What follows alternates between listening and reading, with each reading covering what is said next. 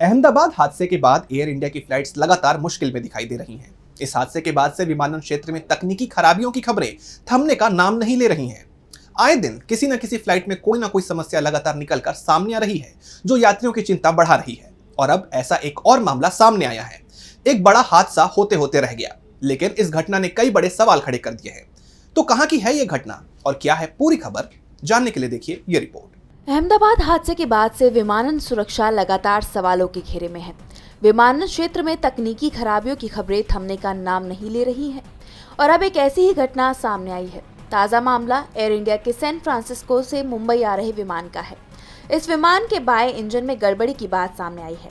इसके बाद कोलकाता एयरपोर्ट पर इस विमान को उतार लिया गया। दरअसल एयर इंडिया की फ्लाइट AI-180 सैन फ्रांसिस्को से मुंबई आ रही थी। अचानक कुछ दिक्कत महसूस होने पर सोमवार देर रात करीब 12:45 पर इस फ्लाइट को कोलकाता के नेताजी सुभाष चंद्र बोस एयरपोर्ट पर लैंड कराया गया। लैंडिंग के बाद पता चला कि विमान के बाएं इंजन में गड़बड़ी है। इसके बाद इस विमान की आगे की यात्रा रद्द कर दी गई। विमान के इंजन में गड़बड़ी के चलते सभी यात्रियों को सुरक्षित उतार लिया गया।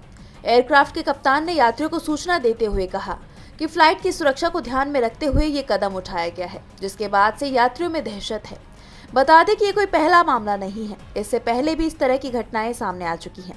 पिछले कुछ दिनों में उड़ान के दौरान लगातार फ्लाइट में परेशानियों की बात सामने आई है, जिसने यात्रियों और एयरलाइंस के बीच चिंता बढ़ा दी है।